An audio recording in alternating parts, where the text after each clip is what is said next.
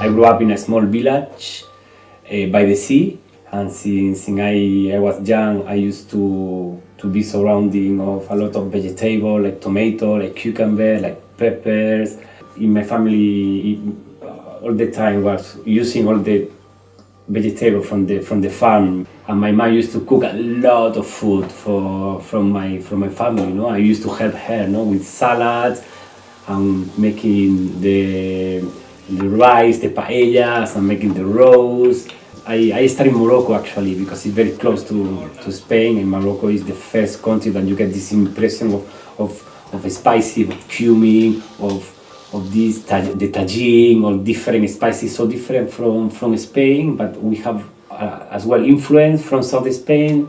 And after that I was studying the university in Granada, and in Granada my house was like a common house where I used to join people and invite people, and suddenly we are 10 people. I was cooking for 10 people, and we used to spend all day eating and talking. And my friend told me, Raul, don't worry about your future because you will have a good karma, because the Indians said if you give food to people, you will have a good karma in your life, and that was very nice, from him, Well, I suppose I became curious about what kind of food would support a strong or healthy yoga practice. So I think as I remember beginning more of an intense practice, then actually my body started to speak to me in different ways. So I didn't necessarily always make conscious efforts to change the way I was eating, but it was more I stopped eating certain things. So it's almost like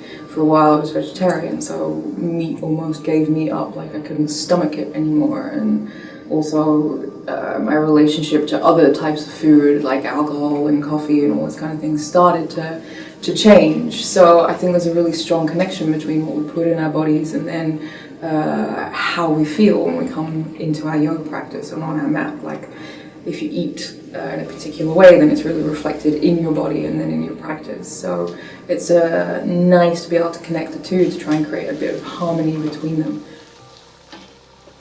I've been in India 4 times.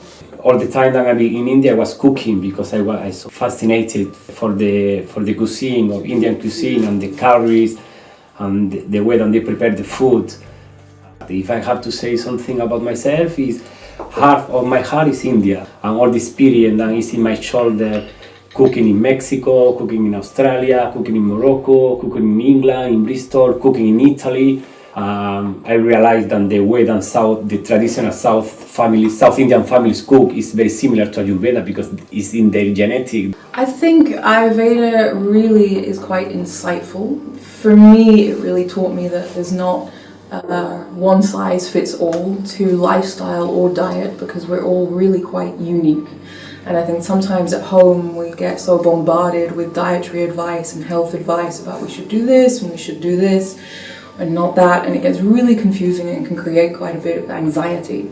And for me, then I think food is something to be enjoyed and it should be a pleasure, and it can be really healing if we approach it in the right way. But what maybe would suit me may not suit you. So the beauty of coming to a place like this where Ayurvedic food is being cooked is actually you have the time and the space to tune into your own body. You're building that connection already when you're practicing yoga, and then it's stoking the appetite and you're able to just connect a little bit more to, okay, like what's going to really nourish me here and what do I need and what flavors do I like.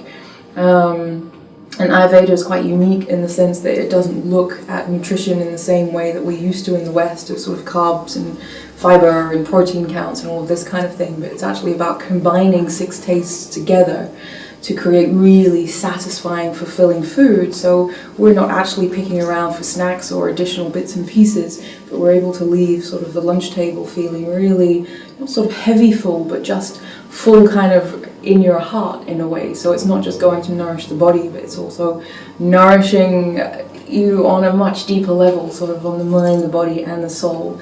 And all food from the perspective of Ayurveda is very calming and grounding, so it has a really soothing effect.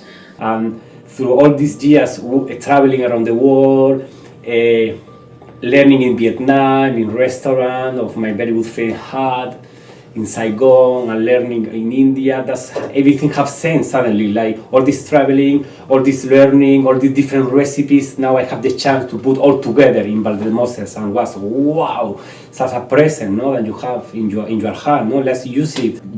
This place is unique. I never seen a place like this. Like when I am out of the kitchen, you are surrounding of Mother Earth. And Mother Earth is trees, is pine trees, is mountain, is a star.